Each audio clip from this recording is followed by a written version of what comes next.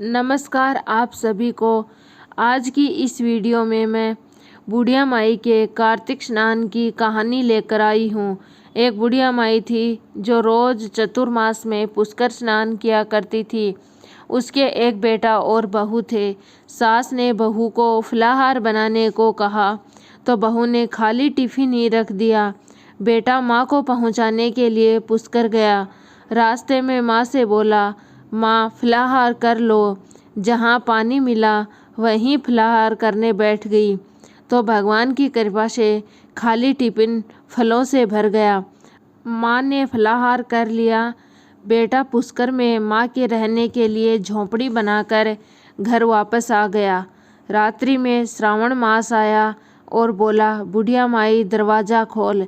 तब बुढ़िया माई ने पूछा, आप कौन हैं? तो उन्होंने कहा, मैं श्रावण मास हूँ। बुढ़िया माई ने तुरंत दरवाज़ा खोल दिया। बुढ़िया माई ने शिव पार्वती की पूजा की, अर्चना की, बेलपत्र से अभिषेक किया। जाते समय श्रावण मास ने बुढ़िया माई को आशीर्वाद दिया और झोंपड़ी की एक दीवार सोने की हो गई। भाद्रपद मास आया, उसने भी दरवाज़ा खोलने को कहा। बुढ़िया माई ने दरवाज़ा खोला, सत्तू बनाकर कजरी तीज मनाई। भाद्रपद मास ने बुढ़िया माई को आशीर्वाद दिया और झोंपड़ी की दूसरी दीवार सोने की हो गई। फिर आश्विन मास आया और उसने भी दरवाज़ा खोलने को कहा। बुढ़िया माई ने दरवाज़ा खोला, पितरों का तर्पण कर ब्राह्मण भोजन कराकर श्राद्ध किया। नवरात्रि में माँ दुर्गा को अखंड ज्योति जलाकर प्रसन्न किया।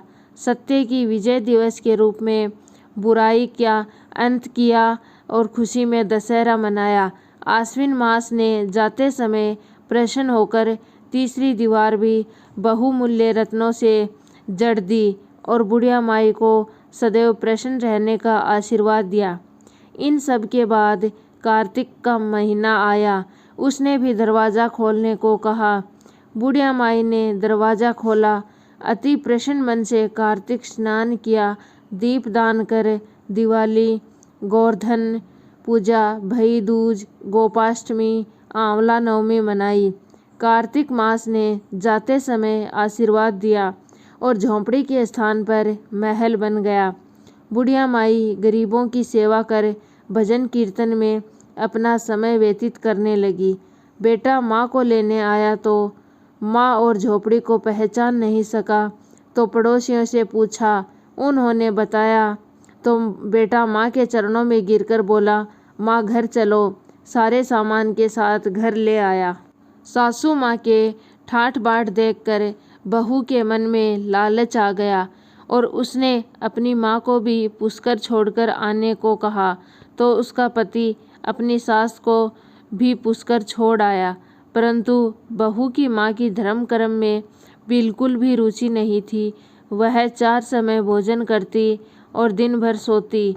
चारों मास आए और चले गए।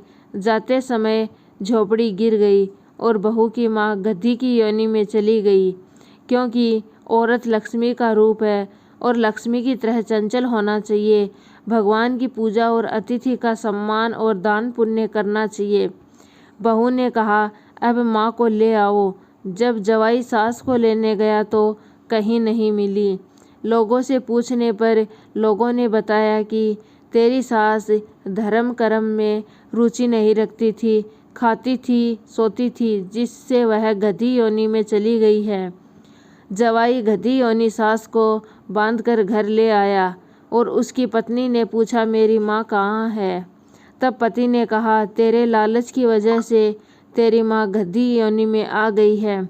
बड़े बड़े विद्वानों, ब्राह्मण, ऋषि, मुनियों से पूछने पर उन्होंने बताया कि तेरी सास के स्नान किए पानी से स्नान करने पर उसे वापस मनुष्य योनि मिलेगी। तब बहू ने ऐसा ही किया और उसकी माँ पुनः मनुष्य योनि में आ गई। हे राधा दामोदर भगवान, जैसा बुढ़िया माई को दिया वैसा सबको देना, कहता हुंकारा बरताने सारा न देना। अगर मेरी कहानी आपको पसंद आई है तो वीडियो को लाइक शेयर करना और चैनल को सब्सक्राइब करना और कमेंट करके ज़रूर बताना कि कहानी आपको कैसी लगी।